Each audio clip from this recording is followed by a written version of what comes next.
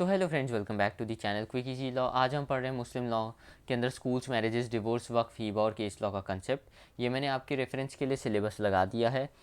अगर आपने quick easy law को अब तक टेलीग्राम पे फॉलो नहीं किया है तो यकीन मानिए आप बहुत बड़ी गलती कर रहे हैं। बहुत सारी वीडियोस होंगी, उसके अंदर अगर कोई चेंजेस सजेस्ट करना होगा ना तो वो मैं टेलीग्राम पे ही डाल पाऊँगा। मेरे को नहीं पता चलेगा कि किस किस बंदे ने वीडियो देखी है, क्योंकि यूट्यूब ऐसा शो नहीं करते हैं। तो ये मैं आपकी भलाई के लिए कह रहा हूँ कि आप टेलीग्राम चैनल ज्वाइन कर लेना। मुस्लिम लॉ, मुस्लिम लॉ देखिए, मुस्लिम लॉ में जो है, मुस्लिम लॉ के अंदर क्या, शरीयत, शरीयत को हम कहते हैं part to be followed. In the absence of शरिया लॉ हम वी यूज़ फिक। हम अगर शरिया लॉ जो है कोई चीज़ नहीं बता पा रहा है या उस पर साइलेंट है तो हम फिक यूज़ करते हैं, law in modern sense. Law in modern sense क्या है?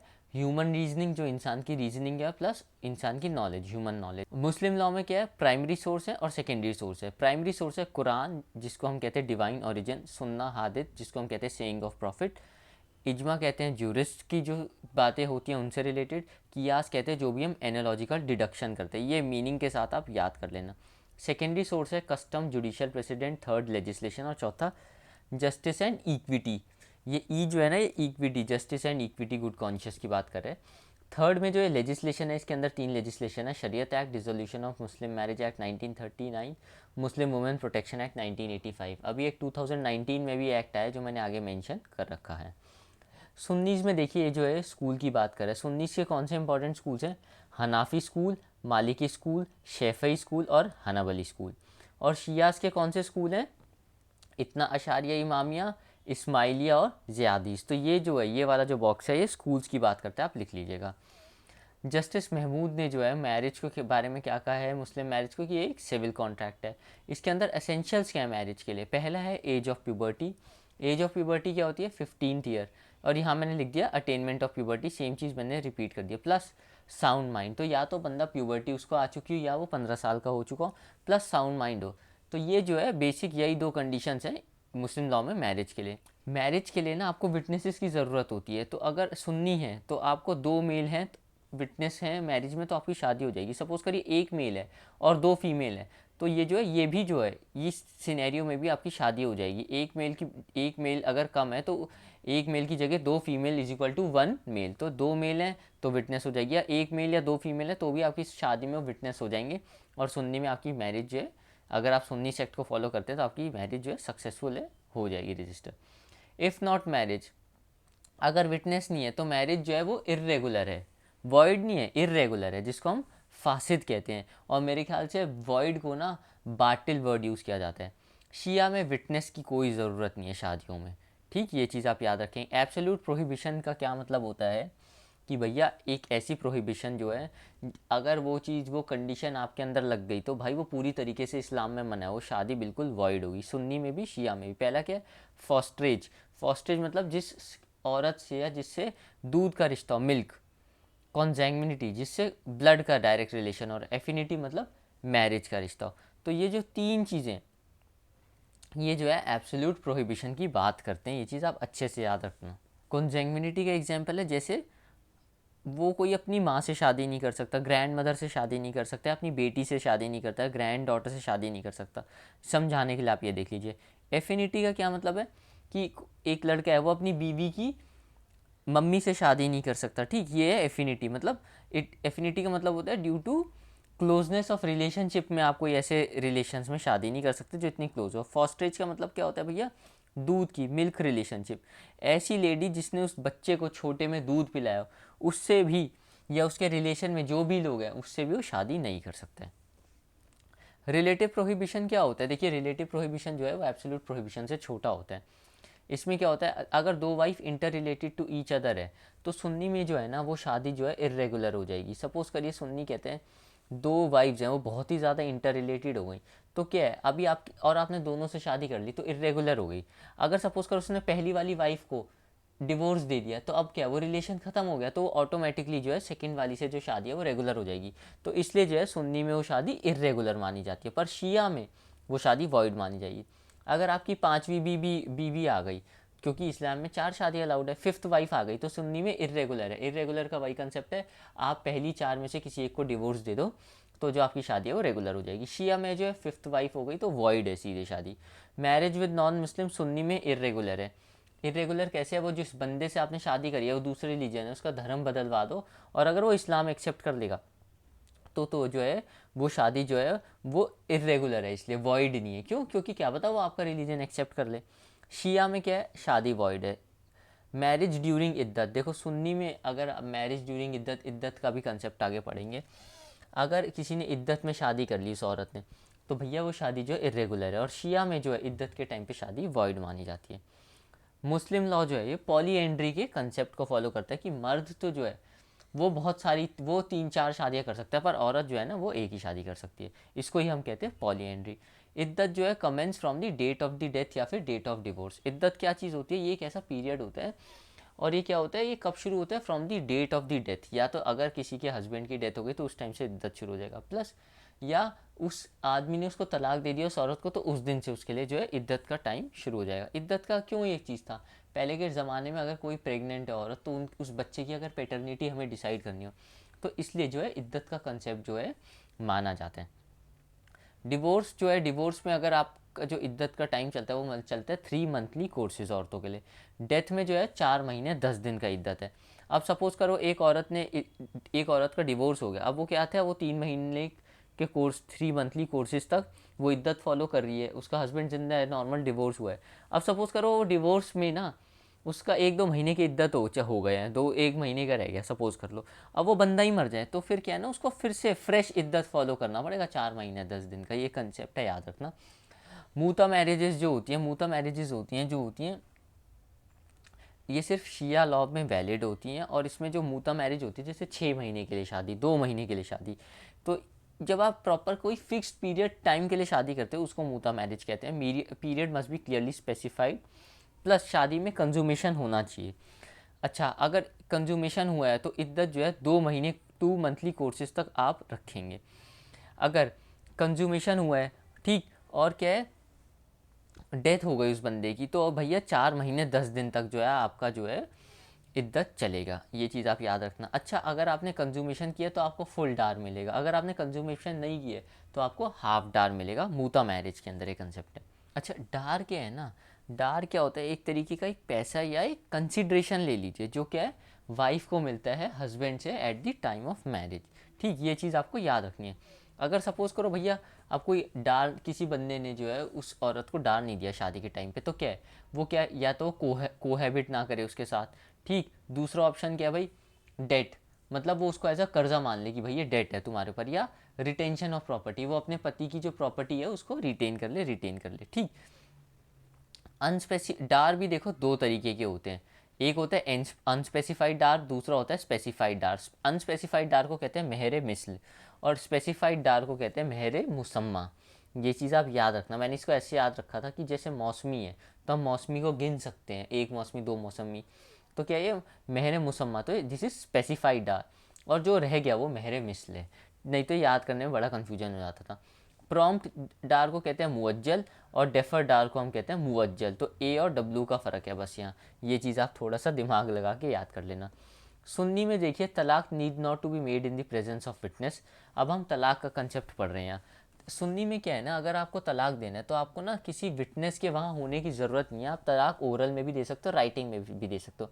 पर अगर आप शिया हो और आपको तो तलाक देना है तो भैया आपके सामने ना 2 विटनेस भी होने चाहिए तलाक देते वक्त, तभी आप जो है तलाक दे सकते हो। लेकिन शादी में बिल्कुल उल्टा है। शिया में देखिए विटनेस रिक्वायर्ड नहीं है शादी के टाइम पे, पर तलाक के टाइम पे रिक्वायर्ड है। और सेम जो केस यहाँ है सुन्नी में क्या है, शादी के टाइम पे विटनेस रिक्वायर है पर तलाक के टाइम पे विटनेस रिक्वायर नहीं है। अब देखिए डिसोल्यूशन ऑफ मैरिज एक्ट 1939, इसके अंदर ये थोड़ी सी कंडीशंस दे रखी है 1 2 3 4 5 6 7 8 9। बेयर एक्ट में ना 1 2 3 से उससे दे रखी है तो आप अपने आप 1 2 3 कर लीजिएगा। हस्बैंड अगर 4 साल से मिसिंग है तब जो है आपकी शादी डिसॉल्व हो सकती है। हस्बैंड आपको मेंटेन नहीं कर पा रहा 2 साल से, इम्प्रिजनमेंट हो गई पति को 7 साल की। चौथा है husband failure to maintain any marital obligation को फुलफिल नहीं कर पा रहा आपके 3 साल तक के। इम्पोर्टेंट हो गया। EF क्या आता है भाई, इंसेन है, लेप्रोसी हो गई उसको 2 साल से, गिवन बिफोर 50, और जो वो लड़की है उसकी जो शादी करा दी गई थी जब वो 15 साल से पहले, मतलब उसको प्यूबर्टी नहीं आई थी और वो 18 साल से पहले होने से, बड़ी होने से पहले उसने वो शादी जो है मना कर दी इस ग्राउंड पे, तब भी जो है डिसॉल्व हो जाएगी शादी। क्रूएलिटी बाय हस्बैंड क्रूएलिटी करे प्लस या कोई भी ऐसा अलग ग्राउंड है तो डिसोल्यूशन ऑफ मैरिज एक्ट 1939 के अंदर हो सकते हैं। प्लस ऑप्शन ऑफ प्यूबर्टी के जो एक कंसेप्ट है ना, इसको ख्यार उल बुलूक कहते हैं, आप ये चीज़ दिमाग में याद कर लो। इसके बाद हम पढ़ेंगे Muslim women protection of right on marriage act 2019, hot topic है। It is an act to protect right of married Muslim women and to protect divorce by pronouncing talaq by husband. जो ट्रिपल तलाक से एकदम से लोग शादियां तोड़ देते थे, तो उन औरतों को बचाने के लिए ही जो है ये जो एक्ट आया है। 2(1) ये बात करता है ई फॉर्म में क्या चीज़ है। 2(1) भी बात करता है जब भी कोई ऐसा केस होगा तो magistrate of first class trial करेगा। 2(1) तलाक के बारे में बात करते हैं इधर, और तलाक मीन्स तलाक बिद्दत, ये मैं आगे पढ़ेंगे हम। तलाक बिद्दत और any other similar form of तलाक हैविंग इंस्टेंटेनियस या इर्रेवोकेबल डिवोर्स। तो तलाक बिद्दत हो इस एक्ट के अंदर, या इंस्टेंटेनियस या इर्रेवोकेबल डिवोर्स हो जिसको आप एकदम से, और प्लस जिसको आप वापस नहीं कर सकते, कोई रिकन्सिलिएशन नहीं होता, तो इन तलाक को जो है ये एक्ट जो है मना करते हैं। सेक्शन 3 में वो कहते हैं ऐसे तलाक जो है वॉइड है, प्लस गैर कानूनी भी है, इलीगल भी है। सेक्शन 4 जो है पनिशमेंट की बात करता है कि भैया अप टू 3 साल की सज़ा और फाइन भी होगा। 5 और 6 सब्सटेंस अलाउंस और कस्टडी ऑफ माइनर चिल्ड्रन के बारे में बात करते हैं, आप खुद पढ़ लेना। 3-4 आप याद करो, इंपॉर्टेंट है। सेक्शन 7 जो है बात करते हैं ऑफेंस जो है कॉग्निजेबल है प्लस कंपाउंडेबल भी है। और एक इम्पॉर्टेंट चीज़ मैंने जानबूझ के यहाँ लिख दी हिंदू मैरिज एक्ट वाली, ये आप अपने जब मैं हिंदू मैरिज एक्ट पढ़ाऊंगा उसमें आप लिख लेना। सपिंडा जो है ना प्रिंसिपल ऑफ एक्सोगैमी को फॉलो करता है। एक्सोगैमी, अच्छे से ये चीज़ याद रखना, एक्सोगैमी को फॉलो करते हैं। एक्सोगैमी का क्या मतलब होता है, जब आप शादी जो है अपनी कम्युनिटी या अपनी क्लैन या अपनी ट्राइब के बाहर जाके करते हैं तब आप कहते हो एक्सोगैमी। एक्स मतलब हमेशा एक्सटीरियर, बाहर जाके। देखिए टेस्टामेंट्री सक्सेशन क्या है, यहाँ कोई फॉर्मेलिटी या राइटिंग की ज़रूरत नहीं होती। अगर राइटिंग में मुस्लिम लॉ में तो जो है उसको वसीयतनामा कह देते हैं। विल कौन कौन बना सकता है, मेजर हो, साउंड माइंड का हो, प्लस अगर कोई माइनर है वो विल बना रहा है तो वॉइड होगी। विल में जो है मुस्लिम लॉ के अंदर आप सिर्फ मैक्सिमम 1/3 जो है पार्ट जो है अपनी प्रॉपर्टी का वही दे सकते हैं। अगर आपने सारी की सारी प्रॉपर्टी बिक्वेस्ट कर दी कि नहीं जी मैं तो सारी प्रॉपर्टी दे रहा हूँ, तो विल जो है वॉइड है। विल जो है जुरिस्टिक पर्सन या इंस्टीट्यूशन को आप तभी दे सकते हो जब जो है वो इस्लाम को प्रमोट करे, ये चीज़ आप अच्छे से याद रखना। हमारे यहाँ होते हैं ना जैसे हिंदूज़ में क्लास 1 आए, क्लास 2, इसी तरीके से प्रेफरेंस यहाँ जो होती है तो सबसे पहले शेयरर्स को मिलती है, फिर रेजिडुअरीज को मिलती है, और तीसरा जो है डिस्टेंट किंडर्ड को मिलती है। ये चीज़ आप अच्छे से याद रखना, इंपॉर्टेंट चीज़ है, ऊपर ऊपर से बिल्कुल मैंने बता दी है। डॉक्ट्रिन ऑफ ऑल और डॉक्ट्रिन ऑफ रद्द जो है ये एक इंपॉर्टेंट कंसेप्ट है। जहाँ जो है शेयर्स जो है रिड्यूस हो जाते हैं वहाँ डॉक्ट्रिन ऑफ ऑल आता है, और वहाँ जो है इंक्रीज़ होता है। ये चीज़ आप अच्छे से दिमाग में याद रख लो। और जहाँ जो है एक ऐसा प्रोसेस जहाँ शेयर्स जो हैं वो इंक्रीज़ हो जाते हैं वहाँ डॉक्ट्रिन ऑफ रद्द होता है। इसको जो है ब्रैकेट में जहाँ डिक्रीज़ लिखा है वहाँ आप रिटर्न भी लिख लीजिए। अगर आपको डिटेल में ये कॉम्प्लेक्स डॉक्ट्रिन पढ़ना है तो आप जाके गूगल कर लीजिएगा, मैंने इसको बिल्कुल शॉर्ट में यहाँ लिखा हुआ है। गार्जियन जो है मुस्लिम लॉ में पर्सन के लिए भी हो सकता है, प्रॉपर्टी के लिए भी हो सकता है, और माइनर मैरिज के लिए भी जो है गार्डियन बनाया जा सकता है। अब एक इम्पॉर्टेंट चीज़ है, जो गार्जियन जो है किसी बच्चे का, तो सबसे पहले तो होगा वो होगा फादर होगा, और फादर के बाद जो होता है ग्रैंड फादर होगा, ठीक है। मदर जो है ना ये कभी भी जो है नेचुरल गार्जियन नहीं होती है मुस्लिम लॉ के अंदर। ये केस है इमामबादी वर्सेस शेख हाजी मुस्तैदी, देखिए इसमें लिखा है mother is not a natural guardian, ये चीज़ आप अच्छे से याद रखना। अब अगर कस्टडी है, पर देखिए अब मदर चाहे नेचुरल गार्डियन नहीं है पर कस्टडी जो है अगर लड़का है तो 2 साल तक का है और डॉटर है 7 साल तक की है, तो भैया शिया लॉ के हिसाब से मदर के पास हो जाएगी। पर अगर बॉय है वो 7 साल का और डॉटर ने अभी तक प्यूबर्टी हिट नहीं की है तो क्या है वो, तब वो, और वो सुन्नी है वो बच्चे, तो मदर के पास होगी। टेस्टामेंट्री गार्डियन भी होते हैं, पहला जो होता है वो फादर होता है, दूसरा सेकंड जो होता है एग्जीक्यूटर, और उसके बाद जो होता है ग्रैंडफादर। ये चीज़ जो है टेस्टामेंट्री गार्डियन के ऊपर अप्लाई होते हैं। वक्फ क्या चीज़ होती है, देखिए वक्फ क्या होता है, ये एक तरीके कहते हैं एक तरीके का एंडोमेंट है। किसके लिए, मुस्लिम लोग जो हैं रिलीजियस एजुकेशन या कोई चैरिटेबल यूज़ के लिए जब कहीं पैसा देते हैं या डोनेट करते हैं तो भैया उस पैसे से या उससे जो चीज़ बनती है ना उसको हम वक्फ कहते हैं। वक्फ कैसे बनता है, it is creation by birth or by will but can't be given more than 1/3। तो भैया जो वक्फ वो है ना वो आप उसमें ना 1/3 से ज़्यादा अपना शेयर नहीं दे सकते हैं। अल्लाह जो है वो ओनर होते हैं, इर्रेवोकेबल होता है, इलियनेबल होता है और परपेचुअल होता है। अब एक बार वक्फ बन गई तो भैया वो फिर बन जाती है, वो कभी ख़त्म नहीं हो सकती। क्यों? क्योंकि ऊपर वाले के नाम से आपने वो चीज़ बनाई है। इनएलियनेबल, आप उसको भैया किसी और को नहीं, ऐसा नहीं हो सकता, वो चलेगी और परपेचुअली चलती रहेगी, चलती रहेगी, चलती रहेगी। प्लस मेजर और साउंड हो या रिटर्न और ओरल हो, तब आप एक वक्फ क्रिएट कर सकते हैं। और जो बंदा इस वक्फ को मैनेज करता है उसको मुतावली कहते हैं। Waqf is only for religious purpose, बस trust can be for any lawful object. देखिए अब क्या चीज़ है, हम इसको मैंने क्यों नहीं कहा कि यार वक्फ ट्रस्ट जैसी है एक। क्यों? क्योंकि वक्फ जो होती है ना वो सिर्फ रिलीजियस पर्पस के लिए बनती है, और जो हम ट्रस्ट बनाते हैं ना ट्रस्ट एक्ट के अंदर, वो किसी भी लॉफुल ऑब्जेक्ट के लिए बन सकती है। इसलिए जो है ना इंडियन ट्रस्ट एक्ट जो है कभी भी एप्लीकेबल नहीं होता मुस्लिम वक्फ के ऊपर। अब आपको जो है लॉ का कंसेप्ट समझ आ गया होगा। गिफ्ट जो है उसको हम हीबा कहते हैं, और ये डिफ्रेंशिएट करता है बिटवीन अयान और मौफ़ी। क्या होता है? अयान जो होता है कॉर्पस होता है, मतलब कॉर्पस मतलब बॉडी। इसके अंदर क्या है ना, आप उसको देते वक्त ना उसके ऊपर कोई कंडीशन नहीं लगा सकते। और मॉफ़ी क्या होता है? यूज़ ऑफ रक्ट, ये होती है राइट्स। तो आप उस तरीक़ों के इस तरीके से यूज़ करो ना, उसकी राइट्स पे आप रिस्ट्रिक्शन लगा सकते हो, पर उसकी प्रॉपर वो फिजिकली उसकी बॉडी पे गाड़ी है। अब यार आप गाड़ी पे कंडीशन नहीं लगाओगे ना, गाड़ी आगे बैठ के चलाओ या सिर्फ पीछे बैठ के, वो चीज़ गलत है। पर हाँ, वो आपसे ये कह सकते हैं कि बेटा स्पीड लिमिट हमेशा फॉलो करो, हैं, या इस गाड़ी का जो है गलत चीज़ों में या गलत उसका कोई इस्तेमाल मत करना। ये जो है मैं आपको सिर्फ एग्जाम्पल के लिए दे रहा हूँ, लॉ के पेपर में ये वाला एग्जाम्पल मत लिख देना, गलत हो जाएगा, सिर्फ आपको समझाने के लिए। कॉजा मॉर्टिस जो है it is contemplation of death. Contemplation of death का क्या मतलब है? जैसी भैया किसी को लग रहा है यार मेरी मौत होने वाली है, तो क्या वो ना मरते हुए बिस्तर पे भी जो है चीज़ें जो है गिफ्ट की फॉर्म पे वो जो चीज़ है वो बना सकते हैं। इसमें क्या है, इट शुड नॉट एक्सीड 1/3। अभी भी अपनी शेयर जो है ना 1/3 से ज़्यादा नहीं दे सकता है किसी और बंदे को अपनी प्रॉपर्टी। यहाँ देखिए लिखा है कॉजा मॉर्टिस, कंटेम्पलेशन ऑफ डेथ। इसमें भी जो है आप गिफ्ट दे सकते हैं, पर इसमें भी ना आप अपनी प्रॉपर्टी के 1/3 से ज़्यादा नहीं देंगे।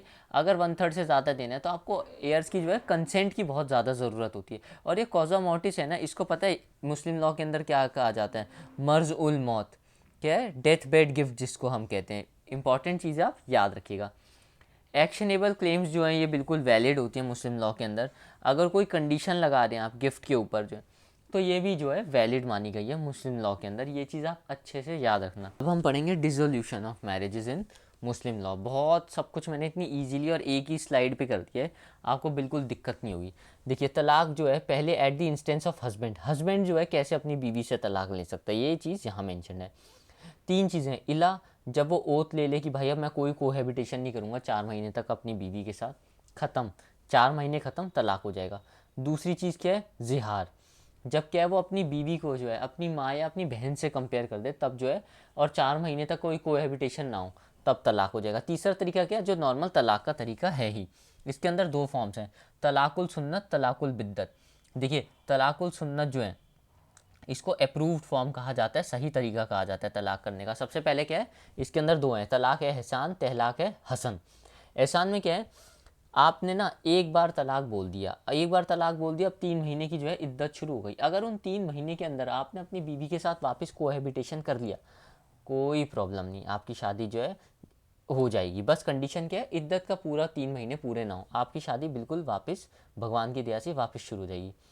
तलाक हसन क्या है, 3 तुर है, और 3 तुर में आपने 3 बार बोलना है। पहली तुर हो गई, आपने तलाक बोल दिया, दूसरी तुर के टाइम पे आपने तलाक बोल दिया, अभी भी आपके पास टाइम है। अगर आपने तीसरी तुर पे भी तलाक बोल दिया तो आपका तलाक हो जाएगा। पर अगर आपने पहली या दूसरी तुर में आपको लगा नहीं यार हमसे कोई बात नहीं, हम मियाँ बीवी हैं, लड़ाइयाँ होती हैं, हम साथ रह सकते हैं, तो है तलाक हसन में भी जो है तलाक जो है ईजिली जो है रेवोकेबल है, आप हट सकते हो तलाक बोल के। किस में? इसीलिए इसको अप्रूव्ड फॉर्म कहते हैं तलाकुल सुन्नत को। ये तलाकुल बिद्दत, इसकी वजह से इतनी कंट्रोवर्सी इसलिए है क्योंकि एक बार अगर उस बंदे ने तलाक तलाक तलाक तलाक बोल दिया 3 बार, भाई साहब ये इर्रेवोकेबल है। अगर एक बार मुंह से निकल गया तो सर इसके बाद जो है ना आपकी शादी टूट गई, चाहे आपको कितना ही आपने गलती से बोल दिया हो, कितना ही गुस्सा था, कितना रो लो पछता लो, जो है तलाकुल बिद्दत जो है इसलिए बड़ी डेंजरस चीज़ है। अब शिया में जो है तलाकुल बिद्दत को तो मानते ही नहीं है, नॉट एप्लीकेबल मानते हैं। इंडिया में जो कंट्रोवर्सी उठी वो इसलिए उठी, इसको ट्रिपल तलाक कहते हैं। और इसी चीज़ को ख़त्म करने के लिए ही सरकार मुस्लिम women protection of rights of marriage act 2019 लिया है। इसके अंदर उन्होंने क्या किया भैया, तलाक में 3 साल की सज़ा और फ़ाइन दे दिया है, सेक्शन 4 के अंदर हमने पढ़ा है। प्लस कॉग्निजेबल ऑफेंस और कंपाउंडेबल ऑफेंस बना दिए सेक्शन 7 के अंदर। इस तलाकुल बिद्दत को ही जो है ना इर्रेवोकेबल तलाक भी कहते हैं। नोट्स बना रहे हो तो ब्रैकेट में लिख दो इर्रेवोकेबल तलाक।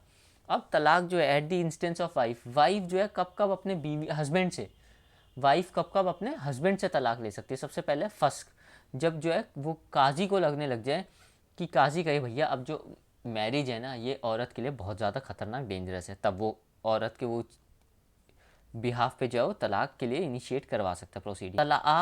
तलाक ए तफवीज़, जब औरत के पास राइट है तलाक देने की या शादी को डिज़ोल्व करने की। खुला में क्या है, जब वाइफ अपने पति से कहती है कि भैया मुझे ना आपके साथ रहना ही नहीं, मैं आपको कंपनसेट कर रही हूँ, मैं अब आपके साथ नहीं रह सकती, मेरा पीछा छोड़ो। मुबारत क्या है, जब दोनों मियाँ बीवी नहीं चाहते यार एक दूसरे के साथ रहना तो वो कहते हैं मुबारत। अब खुला और मुबारत ये दोनों याद रख लेना, ये क्या म्यूचुअल फॉर्म ऑफ डिवोर्स हैं मुस्लिम लॉ में। क्या खुला और मुबारत, पेपर में ये पूछे जाते हैं, मैंने यहाँ मेंशन नहीं किया, लिख लो खुला और मुबारत जो है म्यूचुअली जब मियाँ बीवी मिलके डिवोर्स कर सकते हैं, लिख लेना। फिर कह रहा हूँ यहाँ जो आ गए dissolution of Muslim marriage act 1939 के अंदर किस तरीके से वाइफ जो है मैरिज को डिसॉल्व कर सकती है सेक्शन 2 के अंदर, ये हमने जो है पीछे पढ़ा है। देखिए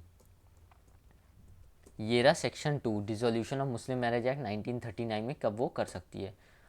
और ये जो है हमने मुस्लिम women protection of right of marriage act 2019 तलाकुल बिद्दत के अंदर जो है तलाकुल बिद्दत को जो है बैन करता है, इर्रेवोकेबल तलाक को जो है बैन करता है, वो ये वाला एक्ट है।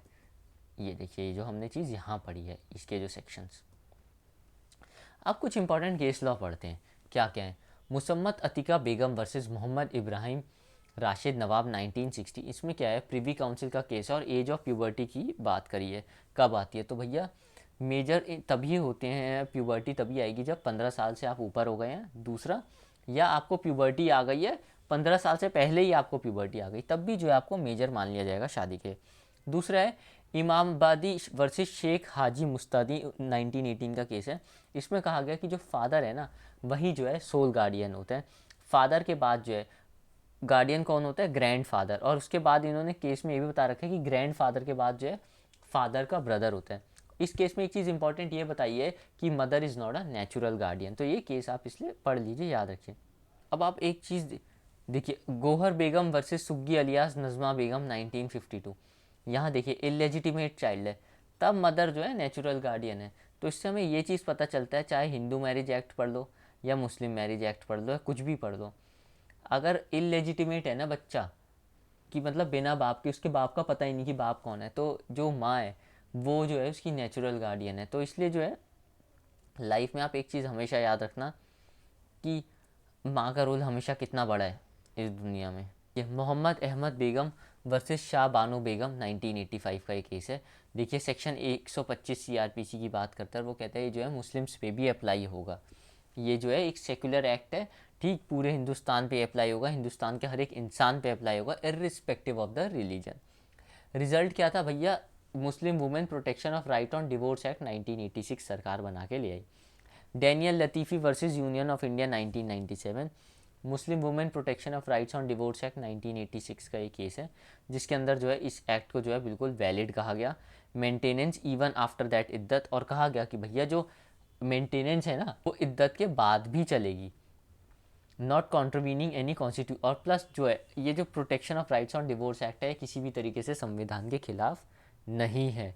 शमीम आरा वर्सेस यूपी 2002, इसके अंदर क्या, husband will pay maintenance to wife even if he has paid dower if the couple had children. तो भैया ये चीज़ ये कहता है कि जो पति है ना वो अपने पत्नी को जो है मेंटेनेंस देगा चाहे उसने उसको डार दी है।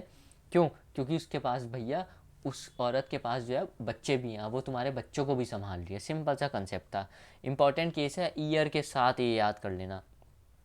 शायरा Bano versus Union of India 2017 का केस है, जिसको हम ट्रिपल तलाक केस कहते हैं। ट्रिपल तलाक को अनकॉन्स्टिट्यूशनल कह दिया आर्टिकल 14 को वायलेट करता है, कोई रिकन्सिलिएशन का स्कोप नहीं छोड़ता, और ये जो है सरकार के हिसाब से it is not an essential element in Islam. Thank you guys for watching this video, this is the best जो मैं आपको मुस्लिम लॉ बता सकता था, जितनी मेरी समझ थी उसके हिसाब से मैंने आपको जो है मुस्लिम लॉ समझा दिए।